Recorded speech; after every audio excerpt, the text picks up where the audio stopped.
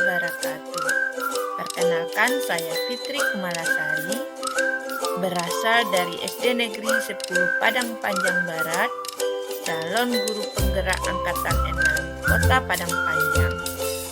Pada kesempatan kali ini, saya akan mendiseminasikan aksi nyata modul 1.4 penerapan budaya positif di sekolah. Perkenalkan, fasilitator saya yaitu Ibu Ika Ayutia Jahat dan pengajar praktek saya Ibu Ratni Pusmita.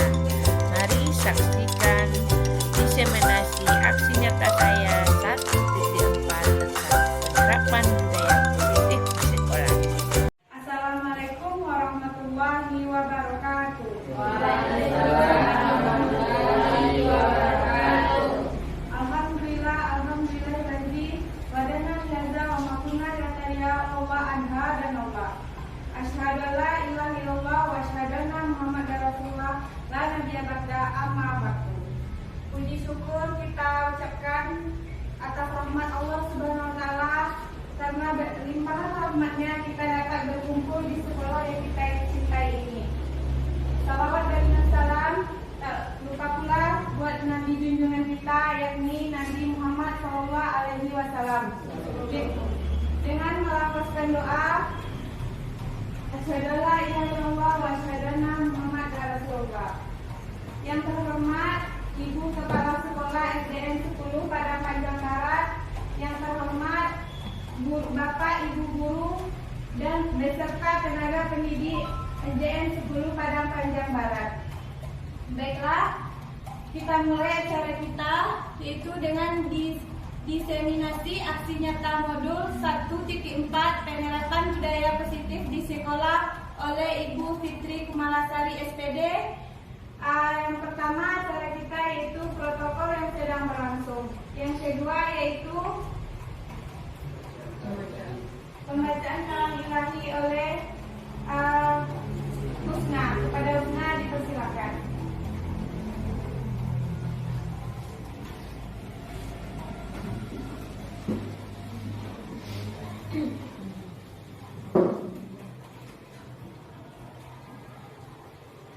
Assalamualaikum warahmatullahi wabarakatuh. Waalaikumsalam warahmatullahi wabarakatuh.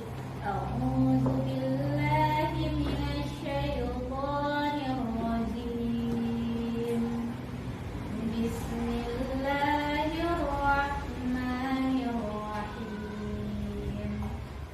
Khatamallahu ala qulubihim wa ala sam'ihim wa ala absarihim ghishawatu wa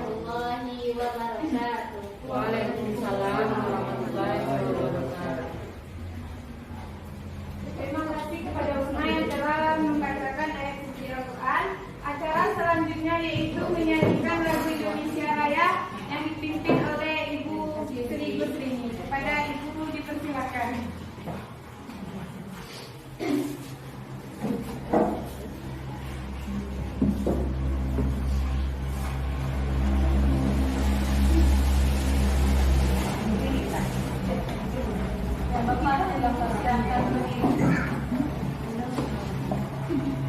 Hiduplah Indonesia Raya. 1, 2, 3. Indonesia tanah airku, tanah tumpah darahku. Di sanalah aku berdiri, jadi pandu ibuku.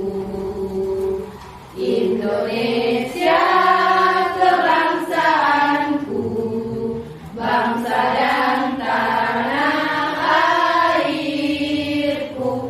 Marilah kita berseru, Indonesia bersatu. Hiduplah tanahku, hiduplah negeriku, bangsaku, rakyatku semuanya. Bangunlah jiwanya, bangunlah badannya untuk Indonesia Raya. Indonesia Raya, merdeka, merdeka, tanahku, negeriku yang ku cinta. Indonesia Raya, merdeka, merdeka, hiduplah Indonesia Raya. Indonesia. Bapak dan Ibu dipersilakan duduk kembali.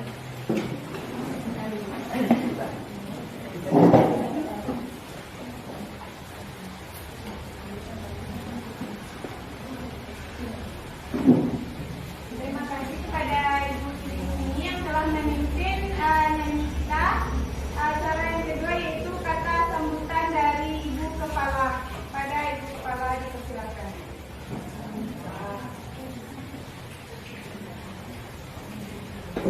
Assalamualaikum warahmatullahi wabarakatuh. Waalaikumsalam warahmatullahi wabarakatuh.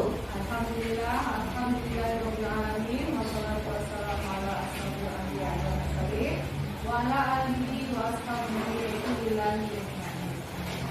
Yang terhormat dan yang saya banggakan Bapak, Ibu, Majelis Guru SDN 10 Padang Panjang Barat, dan yang paling teristimewa yaitu Ibu Fitri Kumalasari SPD yang nanti akan menampilkan visualisasi aksi nyatanya modul 1.4.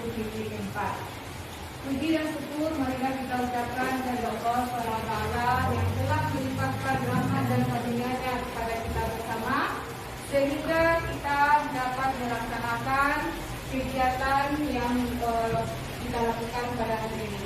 Dan tak lupa pula salawat beri salam kita sampaikan kepada Nabi Junjungan kita, yakni Nabi Muhammad SAW.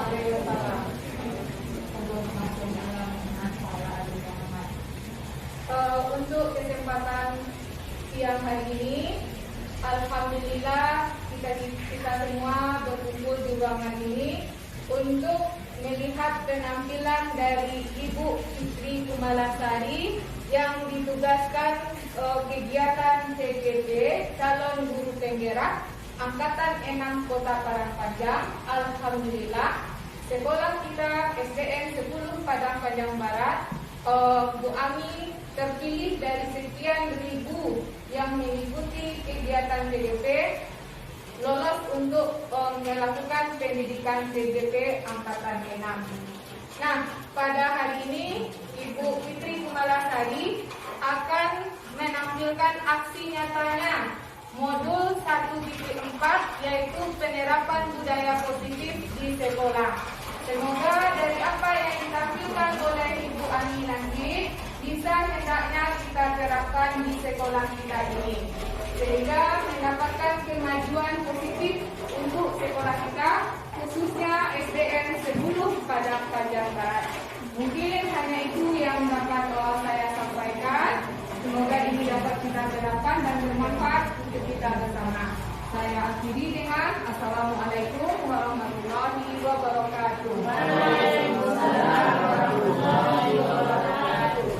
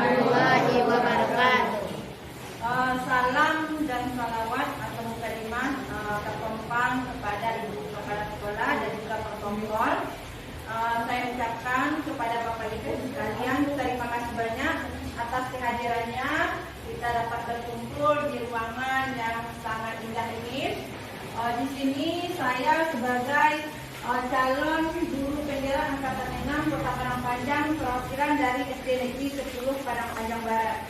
Pada kesempatan ini saya diberi tugas untuk mendiseminasikan apa saja ilmu yang saya telah pelajari selama 2 bulan lebih kurang ini. Nah, pada kesempatan ini saya berdiri di sini bukan mengajari tetapi lebih menyampaikan apa yang sudah saya peroleh selama lebih kurang 2 bulan. Nah, di sini saya harus mendiseminasikan apa-apa saja yang saya peroleh, terutama tentang penerapan budaya positif di sekolah.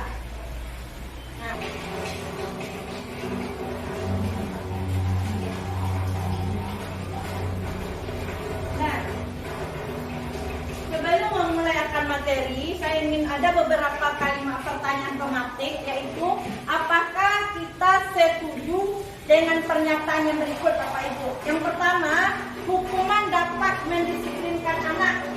Apakah kita setuju dengan pernyataan ini?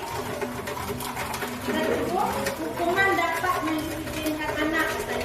Yang kedua, pemberian hukuman dengan hal positif seperti membaca atau membersihkan halaman dapat meningkatkan disiplin sekolah. Setuju dengan kalimat pernyataan seperti ini? Setuju. Yang ketiga, memberikan penghargaan dapat meningkatkan motivasi belajar anak. Setuju kita dengan pendapat kalimat tematik ketiga ini. Nah, pada diseminasi ini saya akan menyampaikan 6 topik yang saya pelajari.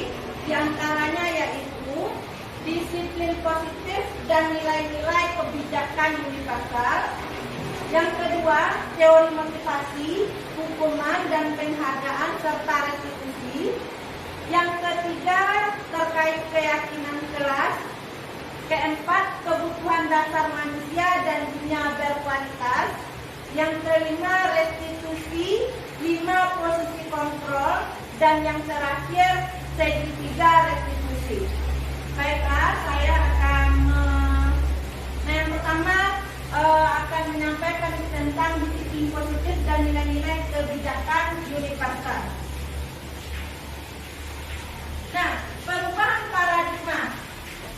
Di sini ada kegiatan kepala tangan katanya.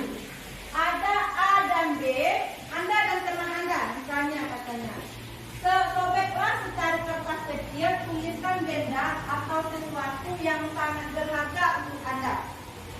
Letakkan di salah satu tangan Anda dan genggam benda tersebut dengan segala daya, sekuat tenaga kita. Buatlah sebuah kepala dan teman B, teman Anda, akan mencoba dengan sekuat tenaganya dengan berbagai cara untuk meminta Anda memberikan benda tersebut. B bisa dengan membujuk, teman Anda bisa dengan membujuk, mengancam, menghardik, merayu, menyuap apa saja agar dapat membuka kepala tangan Anda. Kira-kira dengan kegiatan tersebut, misalnya Ibu Tuti memegang sesuatu yang sangat berharga sama Ibu Tuti. Bu Mutia dengan segala upaya ingin membuka yang ada di genggaman tangan Ibu Tuti. Apa yang akan Ibu Tuti lakukan? Tetap mempertahankan atau membiarkan saja? Mempertahankan sekuat tenaga. Kenapa demikian katanya? Nah, di sini ada perubahan paradigma teori kontrol, yaitu ilusi kontrol kita. Yang pertama, ilusi guru mengontrol murid. Yang kedua, ilusi bahwa kritik dan membuat orang merasa bersalah dapat menguatkan karakter. Yang ketiga, ilusi bahwa semua penguatan positif efektif dan bermanfaat. Yang terakhir, ilusi bahwa orang dewasa memiliki hak untuk memaksa. Jadi di bawah pikiran kita sebagai guru kita mempunyai hak, mempunyai wewenang untuk mengontrol siswa, memaksa siswa, dan memiliki hak terhadap dunia. Lanjut. Nah, di sini saya juga mempelajari bagaimana perubahan paradigma, perubahan pola pikir stimulus respon dengan teori kontrol. Sesungguhnya, siapa sesungguhnya yang memiliki kontrol? Kalau di sekolah, siapa yang sesungguhnya memiliki kontrol? Biasanya guru. Nah, di sini kalau yang pertama stimulus respon. Ada stimulus, ada respon. Biasanya kita mencoba mengubah orang lain, stimulus kita mencoba mengubah orang lain agar berpandangan sama dengan kita. Anak si A menurut kita nakal, oh ini dia nakal. Bu, ini nakal. Kata bisa saja Ibu Linda misalnya tidak nakal bersama Bu Linda. Sama Bu Tuti dia nakal. Kita memaksa anak ini, oh anak ini nakal, sama. Kita membuat prinsip kita sama dengan guru yang lain. Nah, teori kontrolnya bagaimana? Yang seharusnya kita lakukan harusnya bagaimana? Kita berusaha memahami pandangan orang lain terhadap tentang dunia. Yang kedua, stimulus respon, stimulus dan responnya, perilaku buruk dilihat sebagai suatu kesalahan. Setiap anak ada yang salah, nanti sebenarnya tidak dia lagi yang salah. Kita selalu dalam pikiran kita, stimulus dalam tangan dan respon yang kita terima, kamu lagi, pasti kamu yang membuat kesalahan. Karena itu sudah ada di dalam diri kita konsep yang kita buat. Nah, sebenarnya dari teori kontrolnya, semua perilaku yang dilakukan seorang anak sebenarnya memiliki tujuan. Tidak bisa kita menganggap sebagai suatu kesalahan. Apa yang mereka lakukan pasti ada tujuannya. Lanjut, yang stimulus respon selanjutnya, orang lain bisa mengontrol kita. Kita berpikir respon atau tangkap yang kita terima, orang lain bisa mengontrol kita. Sebenarnya sesuai dengan teori kontrol, hanya kita yang bisa mengontrol diri kita, bukan orang lain. Tapi kita sudah merasa stimulus rangsangan yang kita terima ini responnya. Orang lain bisa mengontrol kita. Ternyata sesuai dengan teori kontrol, hanya kita sebenarnya yang bisa mengontrol diri kita, bukan orang lain. Dan lanjut, saya bisa mengontrol orang lain. Kebalikan dengan yang tadi, sebenarnya Anda tidak bisa mengontrol orang lain. Kita tidak bisa mengontrol orang lain. Sama dengan di atas tadi, hanya orang tersebut yang bisa mengontrol dirinya sendiri. Lanjut, pemaksaan ada pada saat bukan gagal. Kalau kita sudah gagal dan merasa apa, kita memaksa orang lain. Atau sudah mencari kambing hitam bisa saja. Nah, teori kontrolnya yaitu kolaborasi dan konsensus menciptakan pilihan-pilihan baru. Misalnya ada kita sesuatu yang gagal, kita lakukan kolaborasi, kita buat hal-hal yang positif yang baru. Lanjut, modal berpikir kalah, menang, kalah.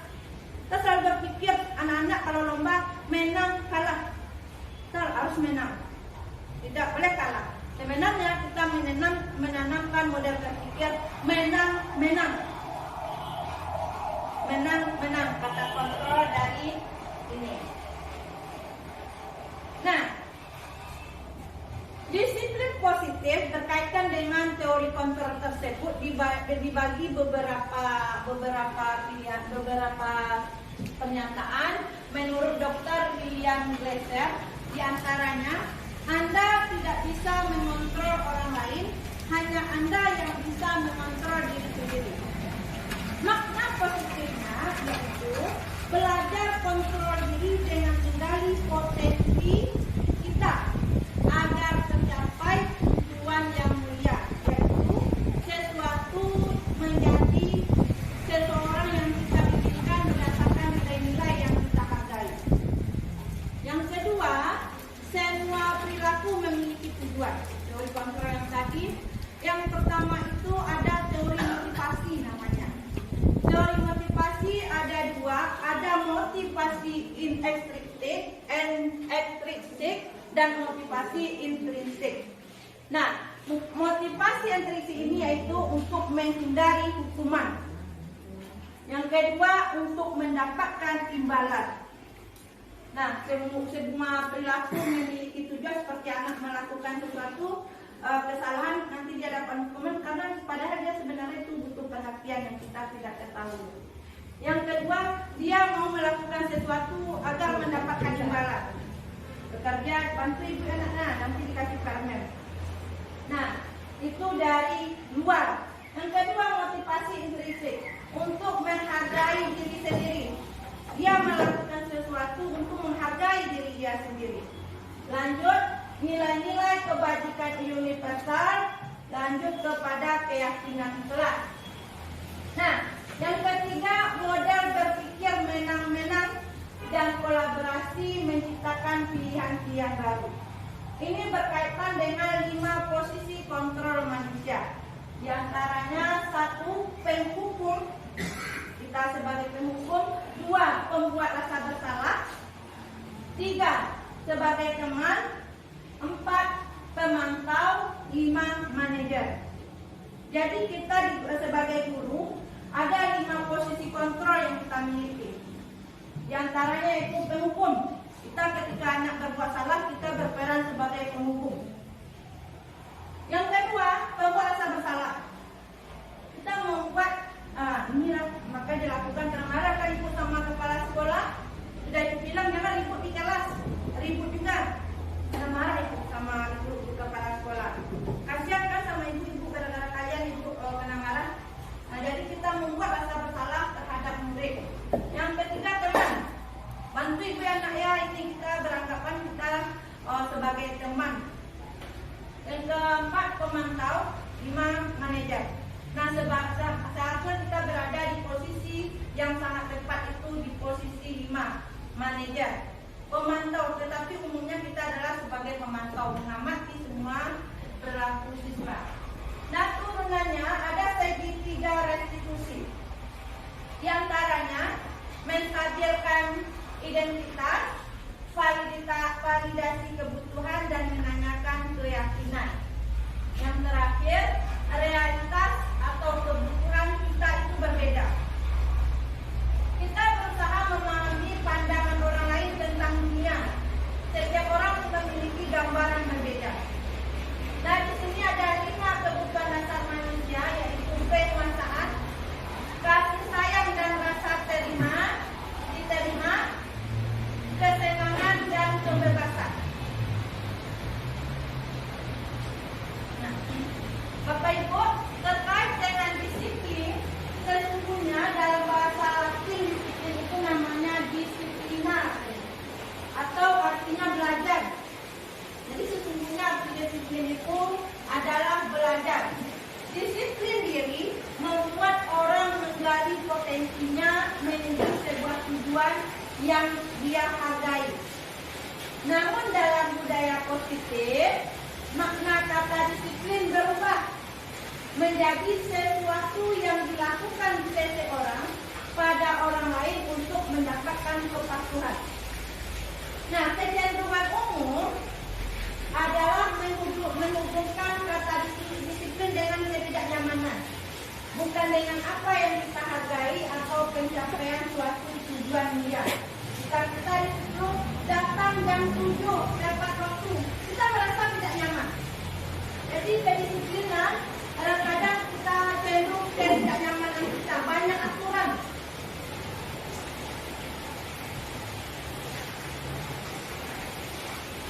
Nah, yang kedua, nilai-nilai kebajikan. Ini banyak materi yang juga harus disampaikan. Nah, nilai-nilai kebajikan adalah sifat-sifat positif manusia yang merupakan tujuan mulia yang ingin dicapai individu. Nah, nilai-nilai tersebut bersifat universal dan lintas bahasa, suku bangsa, agama maupun latar belakang. Setiap perilaku perbuatan kita tentunya memiliki suatu tujuan. Dengan menaikkan nilai-nilai kebajikan yang meyakini seseorang, maka motivasi intrinsik yang ada dalam dirinya akan terbangun sehingga menggerakkan motivasi dari dalam untuk mencapai tujuan yang mulia. Nilai-nilai kebajikan yang ingin dicapai sekarang kurikulum baru, yaitu menciptakan profil pelajar Pancasila. Di antaranya ada beberapa poin. Yang pertama, beriman, bertakwa kepada Tuhan Yang Maha Esa dan berakhlak mulia. Itu profil pelajar Pancasila yang pertama. Yang kedua, menciptakan peserta didik yang mandiri, bernalar kritis, berkebinekaan global, bergotong royong, serta kreatif. Nah, masuk ke eksplorasi kedua, materi kedua, yaitu teori tentang motivasi, hukuman, dan penghargaan. Nah, teori motivasi pada manusia ada 3 katanya. Motivasi eksternal, motivasi eksternal, dan internal. Nah, teori motivasi perilaku manusia ini yang pertama, untuk menghindari ketidaknyamanan atau hukuman. Apa yang akan terjadi jika saya tidak melakukannya? Yang kedua, untuk mendapatkan imbalan dari orang lain, institusi. Contoh, apa yang akan saya dapatkan apabila saya melakukan sesuatu? Nah, yang pertama, motivasi tentang ketidaknyamanan. Jika saya melakukan ini, apa yang akan dilakukan orang lain kepada saya? Jika saya membuat kesalahan, apa yang akan terjadi? Yang kedua, saya ingin melakukan sesuatu yang positif. Apakah saya akan mendapatkan imbalan? Itu motivasi dari luar, eksternal. Yang ketiga, menghargai diri sendiri. Itu motivasi internal yang harus kita bangun kepada siswa kita. Contohnya, saya akan menjadi orang yang seperti apa bila saya melakukannya. Nah, menurut Ki Hajar Dewantara, Ki Hajar Dewantara adalah seorang bapak pendidikan Indonesia. Beliau adalah pemikiran konsepsi keteladanan sifat mereka demi ketakwaannya. Menurut Ki Hajar Dewantara, merdeka itu apa? Merdeka itu artinya tidak hanya terlepas dari perintah, jadi kita terlepas dari perintah, akan tetapi juga cakap buat memerintahkan diri sendiri. Ini ada yang hobi memerintah, tetapi tidak bisa diperintah. Dilakukan, tetapi tidak bisa mencontohkan apa yang harus dilakukan. Nah, tadi ada restitusi. Apa itu restitusi? Restitusi itu adalah proses menciptakan kondisi bagi murid untuk memperbaiki kesalahan mereka, sehingga mereka bisa kembali pada kelompok mereka dengan karakter yang lebih kuat. Jadi ketika ada anak-anak yang melakukan sebuah kesalahan, kita tidak bisa langsung menjudge-nya, tapi kita lakukan restitusi untuk memperbaiki kesalahan mereka, bukan membuat mereka merasa bersalah. Anak-anak kita ini menjadi merasa bersalah, tapi kita lakukan restitusi untuk memperbaiki kesalahan yang telah mereka lakukan. Ini biasanya Bapak Ibu, ketika anak-anak melakukan suatu kesalahan, nah, karena Ibu bilang, ini pasti salah kamu. Tadi kamu juga. Ini lagi kamu lakukan. Nah, restitusi juga merupakan proses kolaboratif, kerjasama yang mengajarkan murid untuk mencari solusi atas masalah mereka dan membantu murid berpikir tentang orang seperti apa yang mereka ingin menjadi tujuan mulia, dan bagaimana harus memperlakukan orang lain. Bapak Ibu, apa itu restitusi? Restitusi itu sebuah proses menciptakan kondisi murid atau siswa untuk memperbaiki kesalahan mereka, sehingga mereka kembali pada kelompok mereka dengan karakter yang lebih kuat atau karakter yang lebih baik. Restitusi ini juga merupakan proses kolaboratif mengajarkan siswa untuk mencari solusi atas kesalahan yang mereka buat sendiri. Nah, di sini juga membantu siswa atau murid untuk berpikir tentang orang seperti apa yang mereka tujuan ujiannya, dan bagaimana mereka harus memperlakukan orang lain. Jadi restitusi ini kita lakukan sebagai guru untuk memperbaiki kesalahan siswa, tetapi mereka sendiri yang menyelesaikannya. Misalnya ada anak yang terlambat, kita tanya apa yang terjadi hari ini, kenapa bisa terlambat. Nanti dia yang menceritakan, kita kemarin kamu juga terlambat, hari ini kamu juga terlambat, besok kalau terlambat kamu dihukum lagi, bersihkan UKS. Nah, tidak boleh lagi seperti itu. Kita yang meminta anak bagaimana cara mereka mengatasi atau mencari solusi atas perbuatan yang telah mereka lakukan. 3. Nah, ada 9 ciri-ciri restitusi. Di antaranya yaitu bukan untuk menebus kesalahan, namun untuk belajar dari kesalahan. Nah, yang kedua, memperbaiki hubungan. Ketiga, tawaran, bukan paksaan. Yang keempat, restitusi itu menuntun untuk melihat ke dalam diri siswa atau murid. Yang kelima, restitusi mencari kebutuhan dasar yang mendasari sebuah tindakan. Yang keenam, restitusi diri adalah cara yang paling baik untuk mengatasi sebuah kesalahan yang telah dilakukan murid. Yang ketujuh, restitusi itu fokus pada karakter, bukan sebuah tindakan atau perbuatan. Dan lanjut, restitusi itu fokus pada solusi, bukan lagi menambah masalah, tapi kita lebih fokus kepada sebuah solusi untuk mengatasi masalah-masalah yang terjadi pada siswa kita. Lanjut, restitusi mengembalikan murid yang berbuat salah pada kelompoknya. Jadi kadang-kadang ketika anak berbuat salah, kita menjudge dia salah, rasa percaya diri anak kurang.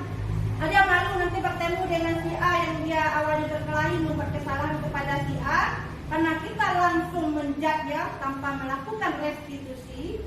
Anak-anak malu lagi bergabung dengan temannya, tidak mau dia masuk ke kelompok itu. Nah, itulah 9 ciri-ciri dari restitusi. Nah, masuk kepada materi yang saya pelajari selanjutnya, yaitu tentang keyakinan kelas. Nah, keyakinan kelas ini biasanya kita buat di awal kita mau mulai belajar atau di awal tahun ajaran. Kita baru masuk kelas, misalnya anak kelas 3 dan kelas 4, kita buat sebuah keyakinan kelas. Nah, mengapa tidak peraturan saja? Mengapa harus keyakinan kelas? Dan kita seharusnya tidak ada lagi tulisannya di sini kan peraturan kelas 5. Tidak itu lagi yang kita tulis, tetapi keyakinan kelas kita. Anak-anak yang membuat aturan itu sendiri, itu bukan lagi peraturan kelas 5 tidak boleh tidak boleh terlambat ini. Kita yang menentukan. Sekarang tidak. Kita bersama anak-anak keyakinan kelas apa yang akan kita bangun di kelas kita. Tentunya ini adalah budaya-budaya positif. Nah, mengapa kita tidak membuat peraturan harus menggunakan helm bila mengendarai kendaraan roda 2? Nah, mengapa kita memiliki? Yang kedua, mengapa kita memiliki peraturan 3M, yaitu menggunakan masker, mencuci tangan, dan menjaga jarak 1,5 meter? Dan mengapa kita memiliki peraturan harus datang tepat waktu pada saat mengikuti pelatihan? Nah, untuk mendukung motivasi intrinsik, motivasi dalam diri, kembali kita kepada nilai-nilai atau keyakinan yang lebih menyerahkan seseorang dibandingkan dengan mengikuti serangkaian peraturan-peraturan. Kalau kita yang membuat keyakinan, kita tentunya tidak mau melanggar, karena ini kita yang membuat. Kita datang tepat waktu, atau keyakinan kelas kita datang tepat waktu. Siapa yang menulis? Kita sama-sama. Biasa tidak. Kalau kita selama belajar dengan Bu Ami, satu peraturannya duduk tertib, tidak boleh berbicara kiri kanan, harus aktif. Itu adalah peraturan yang mengikat sehingga tadinya menjadi sebuah ketidaknyamanan. Makanya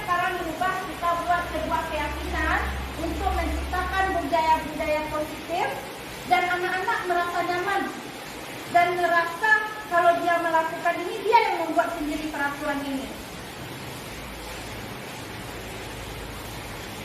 Nah, budaya positif, lanjut lingkungan positif, keyakinan kelas, peraturan kelas. Nah, kita biasanya mulai dari peraturan kelas. Peraturan kelas ini. Nah, kita tingkatkan, kita ubah ke keyakinan kelas. Setelah kita membuat keyakinan kelas, kita jalani baik-baik, ini akan menjadi sebuah lingkungan yang positif di kelas. Setiap kelas membuat keyakinan kelas yang baik, yang positif, maka itu akan nantinya menjadi budaya positif di sekolah kita. Akan terbangun anak-anak kita didik yang membuat keyakinan sendiri dan merasa nyaman datang ke sekolah. Tidak akan lagi ada siswa yang terlambat karena dia yang buat sendiri. Anak ibu, mana sebaiknya kita sekolah datangnya? Coba tulis bagaimana kita datang tepat waktu. Dia tulis sendiri, nempel sendiri. Nah, ini contohnya yang mana yang merupakan keyakinan kelas. Mengapa? Nih, kami kesepakatan kelas. Ini kesepakatan kelas. Datang tepat waktu, mengucapkan salam. Kami dan murid yang saling menyayangi. Nah, ini ada beberapa keyakinan kelas yang dibuat oleh TK Dharma Wanita Persatuan 1. Ini ada peraturan dan keyakinan kelas. Kita tulis keyakinan kelasnya, peraturannya, selalu kembalikan buku ke tempatnya. Itu peraturan. Kalau ditulis di sebuah keyakinan kelas, kita harus bertanggung jawab terhadap apa yang kita lakukan. Tanpa kita buat lagi, selalu kembalikan buku ke tempatnya. Tanpa kita tulis itu lagi, kalau anak sudah bertanggung jawab, apapun yang dilakukan, misalnya dia menaruh buku. Kalau kita buat tidak boleh taruh buku sembarangan, itu adalah peraturan. Anak ibu harus menjadi pribadi yang bertanggung jawab. Atau kami anak-anak bertanggung jawab. Setiap apa yang dilakukannya, mengambil buku di sini, dia tahu, oh iya ya, buku ini ditaruh di sini. Nah, dia sudah merasa bertanggung jawab. Yang kedua, dilarang mengganggu orang lain. Itu peraturan. Kita tulis, dilarang mengganggu orang lain. Itu kalau kalimat itu adalah kalimat negatif yang kita gunakan. Kita ganti dengan menghormati orang lain. Jadi kalimat yang awalnya kita buat di peraturan, dilarang mengganggu orang lain, di keyakinan kelas kita ganti dengan menghormati orang lain. Lanjut, hadir di sekolah 15 menit sebelum pelajaran dimulai. Itu peraturan. Dan keyakinan kelasnya bagaimana? Menghormati orang lain dan berkomitmen. Komitmennya jam berapa itu? Kan ada di sekolah di situ. Komitmen kita datang jam berapa? Dilarang melakukan kekerasan. Itu kalimat negatif. Terkadang kata-kata dilarang itu yang dilakukannya. Kita ganti dengan keselamatan dan menghormati orang lain. Dilarang menggunakan narkoba. Kita ganti kesehatan katanya, keyakinan kelasnya. Untuk kesehatan kita. Bergantian atau menunggu giliran. Keyakinan kelas, menghormati orang lain. Tentunya orang-orang yang menunggu gilirannya adalah orang-orang yang bersabar. Masuk keyakinan kelas bersabar. Jangan berlari di kelas atau koridor. Kita tulis saja keselamatan dan keamanan. Tidak usah kita tulis jangan berlari. Di ilmu sekarang kan kalau anak-anak bayi kata balik kita, nggak boleh lagi kita bilang jangan nak. Tidak ada lagi kata jangan misalnya. Jangan menangis. Yang direkamnya adalah menangisnya. Jangan memanjat. Yang direkamnya adalah memanjatnya. Yang jangannya tidak dikasih saja karena kalimat terganti.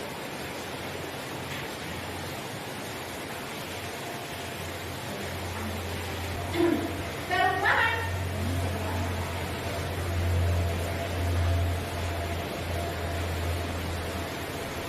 Ya, ini pengaruh dari yang kita unsur-unsur yang kita pelajari tadi tentang dihukum oleh penghargaan. Pengaruhnya ada pengaruh jangka panjang, jangka pendek, penghargaan menghukum, penghargaan mengurangi kesalahan, penghargaan tidak efektif, penghargaan merusak hubungan. Nah, dihukum oleh penghargaan. Ini tadi yang di dalam rapat kita bahas sama Ibu Kepala. Penghargaan itu dapat menurunkan kualitas. Kita kadang-kadang merasa memberi penghargaan dalam pikiran kita tadi yang stimulus tadi, nanti dia akan termotivasi. Ternyata tidak, bisa menurunkan kualitas. Yang kedua, penghargaan itu mematikan kreativitas. Misalnya, Ibu Mutia dapat hadiah, Ibu Tuti tidak dapat hadiah. Ibu Tuti kadang-kadang dia merasa kecewa, mau lagi pasti Ibu Mutia lagi. Setelah itu Ibu Mutia pun merasa puas dengan dirinya sendiri, tidak mau melakukan apa-apa lagi. Lanjut, penghargaan mengurangi motivasi intrinsik. Karena dia melakukan sesuatu untuk mendapatkan imbalan, bukan dalam dirinya lagi. Dia mau bantu guru ini, kita bantu guru ini nanti kita dapat uang. Jadi penghargaan mengurangi motivasi di dalam dirinya sendiri. Ini ada beberapa tindakan guru dan hukuman atau konsekuensi. Ini adalah sebuah tindakan yang sering kita lakukan. Di sini yang masuk ke hukuman atau konsekuensi.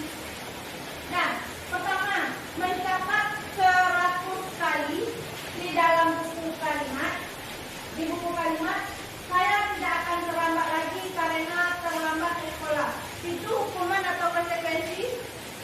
Hukuman. Kita tulis, kemarin kamu lagi yang terlambat.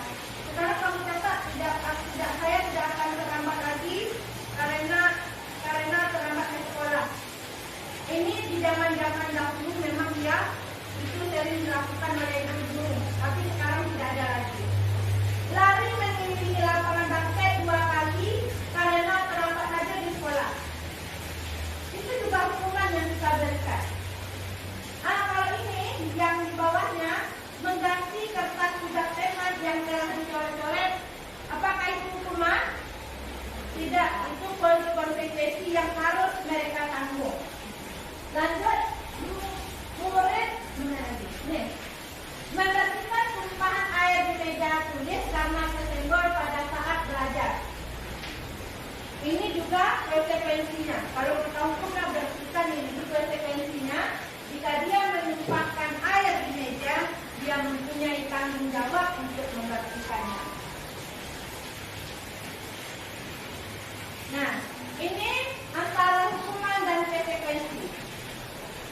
Sesuatu yang menyakitkan harus terjadi, itu hukuman. Kalau konsekuensinya, sesuatu harus terjadi.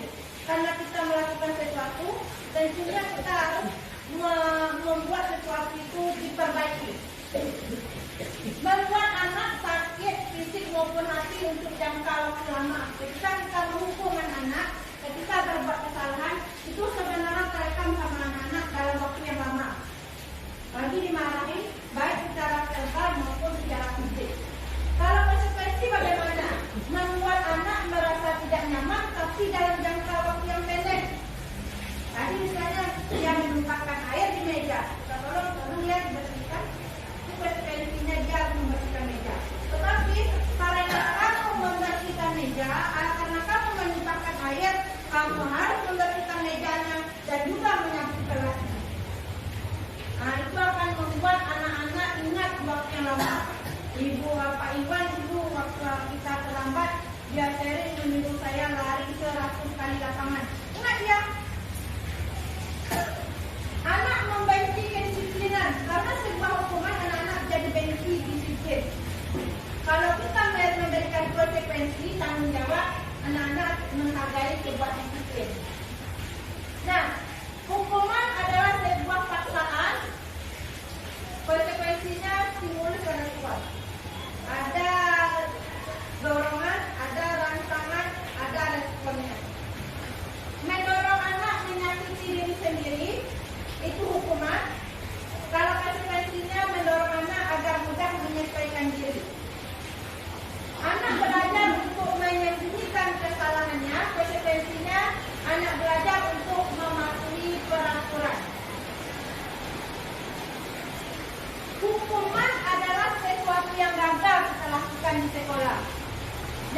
sebuah kesuksesan itu disiplin sukses adalah ada sebuah konsekuensi dan ada restitusi. Restitusi ini tadi memperbaiki kesalahan, bukan menambah masalah. Hukuman, contohnya sesuatu yang menyakitkan harus terjadi. Konsekuensinya, sesuatu harus terjadi. Nah, restitusi merupakan pilihan. Jadi restitusi itu pilihan anak-anak. Mau bagaimana dia menyelesaikan sebuah masalah yang dilakukannya. Yang kedua, korban mendapatkan keadilan, hukuman. Ketika anak-anak mendapat kesalahan, misalnya dia memukul temannya, kita selalu membela korban. Dan korban pun merasa dia dapat keadilan. Yang membuat kesalahan itu dia merasa sangat terhukum. Apa yang harus kita lakukan? Ada yang lebih baik itu adalah restitusi. Korban bisa diabaikan. Pada konsekuensi ini korban tidak diabaikan. Tapi restitusi korban mendapatkan ganti. Lanjut, perilaku pasif agresif meningkat. Kalau di konsekuensi, penguatan hanya bertahan dalam jangka panjang. Kalau restitusi, masalah akan terselesaikan, terpecahkan dengan baik. Nah, selanjutnya itu kebutuhan dasar manusia dan dunia berkualitas. Nah, kebutuhan dasar manusia itu ada 5. Di antaranya untuk bertahan hidup, kasih sayang dan rasa diterima, penguasaan, kesenangan dan kebebasan. Itu kebutuhan dasar manusia. Nah, yang terakhir materi selanjutnya itu 5 posisi kontrol.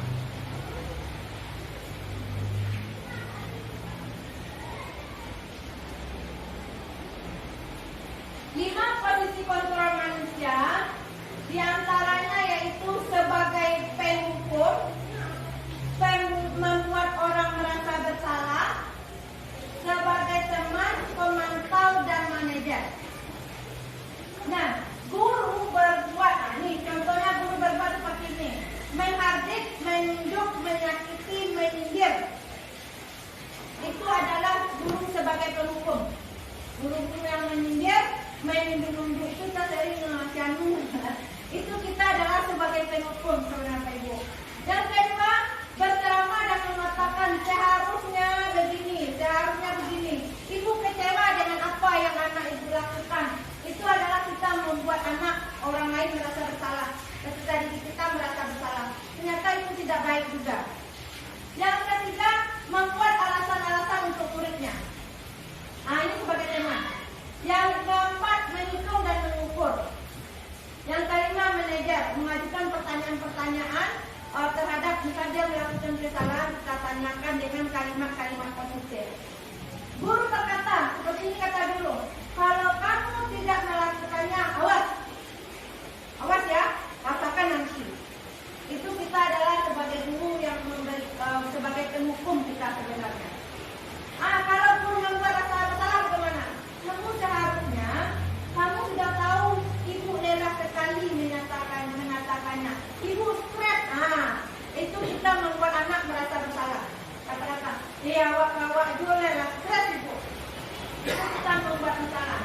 Sebagai teman, ayo anak lakukan dengan ibu. Itu sebenarnya salah juga. Masa kamu tidak mau ingat tidak ibu pernah bantu kamu? Kita ingat kita pernah bantu dia. Itu sebagai teman. Sebagai pemantau, apa peraturannya? Ketika ada berbuat pernah bersalah, pasti kan apa peraturannya? Sebagai manajer, apa yang kita yakini? Apa yang bisa kau kerjakan untuk memperbaiki masalah ini? Ini seharusnya kita lakukan. Kita mencari solusi bersama-sama. Hasilnya, kalau sebagai penghukum kita lakukan, anak didik kita akan memberontak, menyalahkan orang lain, dan berbohong.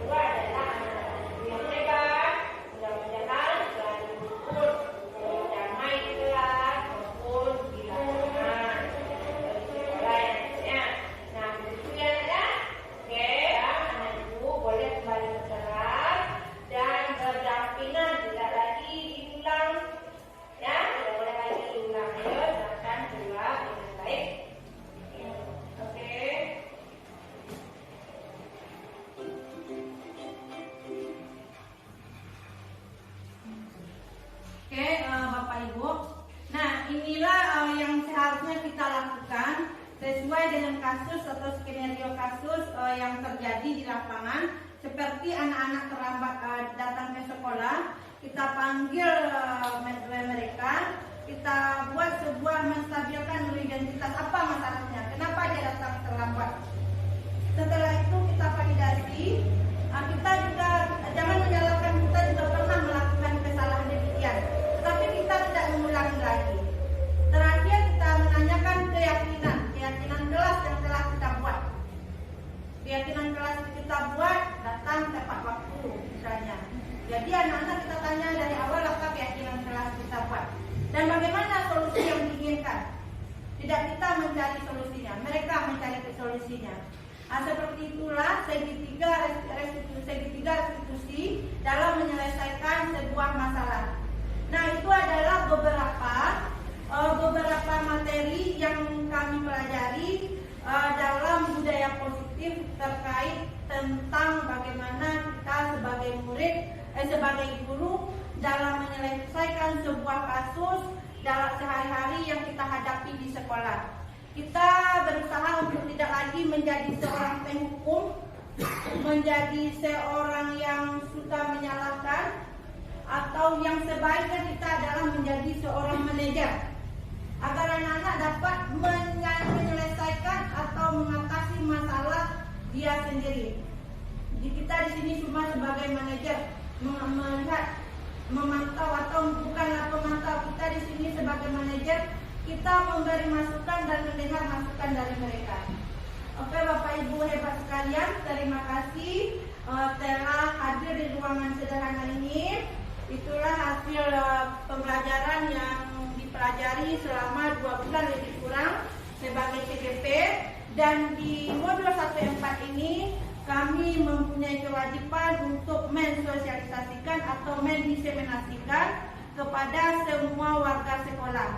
Mudah-mudahan ini bermanfaat, kita dapat memperbaikinya secara perlahan.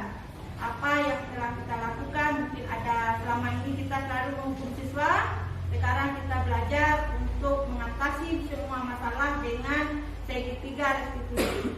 Mohon maaf segala kekurangan dan terima kasih yang sebesar-besarnya kami ucapkan kepada Bapak Ibu.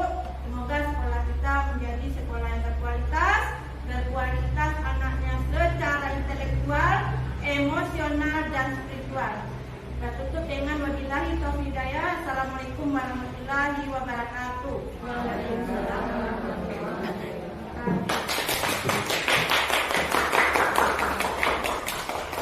Terima kasih kepada Bu Ami yang telah menyampaikan diseminasi aksi nyata modul 1.4. Baiklah, sampai di sini acara kita pada sore hari ini. Saya selaku protokol, mohon maaf jika salah kata. Kita akhiri acara kita dengan mengucapkan Alhamdulillahirabbil alamin.